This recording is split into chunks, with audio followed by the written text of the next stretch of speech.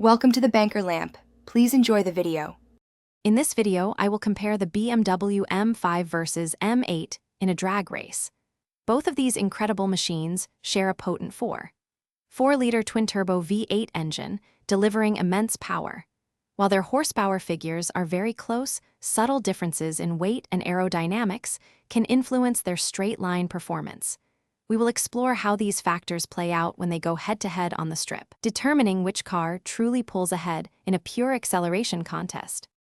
When we look at the raw numbers, the M8 competition often shows a slight edge in acceleration. It can sprint from 0 to 60 miles per hour in around 3.0 seconds, while the M5 competition is just a fraction behind, typically hitting 60 in about 3.1 seconds. Both vehicles are incredibly fast, completing the quarter mile in the low 11-second range. These marginal differences highlight the engineering precision in both models, making for a very close and exciting drag race. Beyond the drag strip, these cars offer distinct driving experiences. The M5, with its four-door sedan configuration, provides more practicality and rear passenger space, making it a superb daily driver.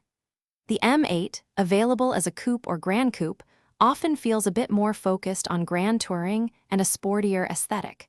Both models are packed with luxurious interiors and cutting-edge technology, ensuring a premium experience whether you are on the track or cruising the highway. So, which BMW is better? For pure drag race bragging rights, the M8 often takes the win, though by an incredibly slim margin.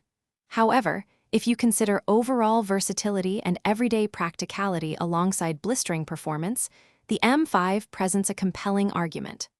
Ultimately, the better car depends on your personal priorities and driving needs.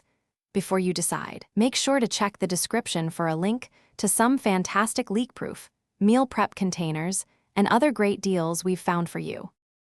Thanks for watching. If this was helpful, leave a like and consider subscribing. See you next time.